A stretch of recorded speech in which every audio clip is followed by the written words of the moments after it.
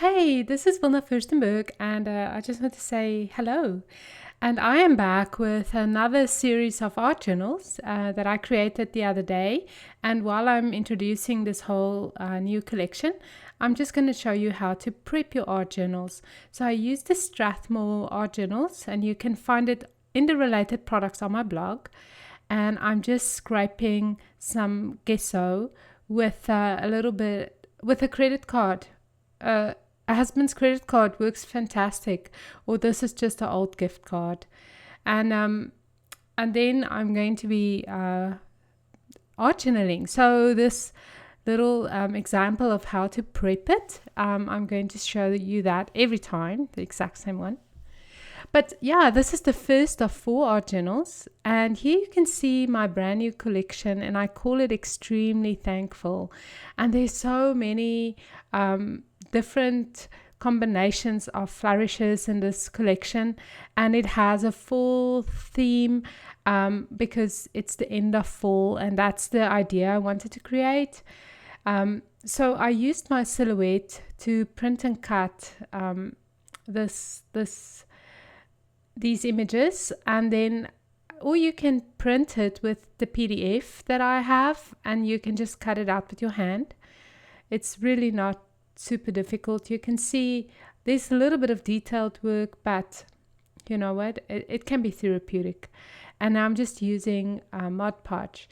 And I started my starting point with these art journals are doing the imagery first and the words. So I have a art journal workshop on iHeartStudio where I show you 16 art journal pages, videos, a lot of hours of video on there, and I call it starting points. And I have 4 different chapters on how to start an art journal, because sometimes it can be a little daunting just starting, right? So my starting point this time is just sticking down the images, and now I'm going to be painting with Kuretake watercolors. And interesting, here you can see very well how it reacts with gesso. So I'm not a fan to use watercolors on a gesso prepped area. And here you can see why, because the watercolors it doesn't disappear into the paper, it sits on top of the gesso. Having said all that, I think it can be a very interesting look. So it depends on what you want, okay? But just so you know that watercolors wasn't designed to sit on top of the paper. It was designed to be drawn in and to make those beautiful watermarks. I bought this palette and in the mini class that because okay I want to say too many things. I designed these flourishes, and there's different sizes, and there's little cards, and just watch until the end and you'll see the little sneak peek of the whole collection. And then I decided, you know what, long ago, that I'm going to be making exclusive videos with the collection. So you not only buy the collection, you also get 4 exclusive scrapbook videos. And I try to teach a brand new technique, or not brand new, but just a specific technique with every class. And this mini class, or it's also the 3rd month in Art Venture, which is a year-long workshop. The only difference is in Art Venture, you also get an inspirational video, which is quite fun, free. Every month it's extra. So you have a little bit more content when you enroll in the year-long one, but you can buy them month by month. And this month we're doing watercolors, and I'm using this beautiful set of Kuretake watercolors and color pencils. And I just love how that turned out. Okay, so you can see I painted with the watercolors, and I'm just adding color. And you know what, usually art journals to me is like a 4-step process. There's 4 steps, or 5 steps. Step 1 is priming your paper. Step 2 is the first layer. Step 3 is the second layer. Step 4 is the 4th layer, and then step 5 is the final touches and the journaling. So there's usually around 3 layers of media that goes on to these pages, and this is you've seen me doing one and the second one. So the next one is going to be with acrylic paints.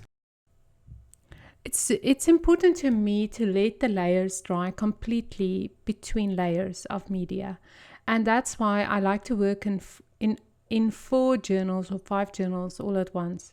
So while I'm working, one can dry. And now I'm using this little stencil by Tim Holtz and a little bit of gesso, and I'm just pushing the gesso through the stencil with a palette knife, and I'm just doing it here and there, and I'm going to be doing this on all the journals pages. Also, what I want to say is that I gave myself a whole lot of freedom with this set of journal pages that I made, all 4 of them. I just decided that I'm not going to be bound by any rules, and I just want a lot of freedom. And you'll see in the end, how painterly and artfully they came out. And the other thing I want to talk to you while you watch me. I'm going to dry the gesso with my palette knife because I want to start painting the second layer of the first layer of acrylic paint already. And I don't want the gesso to smudge, so I'll do both, paint and dry at the same time. You'll see in a second. But, I haven't painted any paintings like on canvas for the last year, but I've been doing a lot of art journaling. And when I painted a painting the other day, I was amazed at how much it developed, because, and I'm sure it's because of the art journaling. I was answering some questions for someone that asked me questions about the art process for a project they're working on, and she said, what is what is your best piece of advice for illustrators? And to me, I just said, it's working. And then I read this quote by Chase Jarvis on, he's the founder of creativelive.com, and he just posted this on his Facebook last night, and I read it. I'm like, yes, this is really true. He says that in the long run, hard work beats talent every time. And I believe that with all my heart. So if you are watching my art journals or any of my process videos on YouTube and you think, man, I wish I can do this, you know what, you can. Nothing, if you think that, because a lot of people would tell me, you know what, I can only draw a stick figure. And then I thought to myself, you know what, it's because you haven't tried anything else, and you'll be surprised at how well you can do something if you just practice, Also reminds me of Mr. Darcy and Elizabeth Bennet in Pride and Prejudice, where she said, maybe you should take your own advice and practice, when he said he cannot converse with people. So, in every situation in life, a Pride and Prejudice quote is applicable. But anyway, so it's really a question of working and putting in the work. And even if it's the biggest disaster on earth, it will not be for nothing, because creativity compounds. So it really does. Your creative endeavors, doesn't matter if it's the biggest disaster on earth or a flop or ugly, then it still counts for something. Nothing that you do creatively goes to waste. It shows up eventually. And I think this will be my message for a very long time to come. Okay, so now I'm painting with acrylic paint, and this is the Deep Turquoise by Liquitex Heavy Body Acrylics. I love, love, love deep turquoise. It's one of my absolute favorite colors, and I'm just going to be painting with it. And now I'm just bringing in some darker color, and I really want to create a lot of depth on these pages. So while I was painting and creating these art journals, I was listening to Imagine Dragons, their album Smoke and Mirrors, and it was really loud. So I think if you look at the the end result of my pages, then, and you have this little bit of information, you will maybe understand a little bit better why it looks like it looks. But I just absolutely love it. I've never been, funny enough, in my illustrations, I'm very feminine, have a feminine touch, and I like it to be beautiful and well put together, but when it comes to my paintings, I'm actually, I love to express emotion through painterly techniques like just brush strokes and impasto, and sometimes it looks a little violent, and that's okay, but that's just how I love to paint.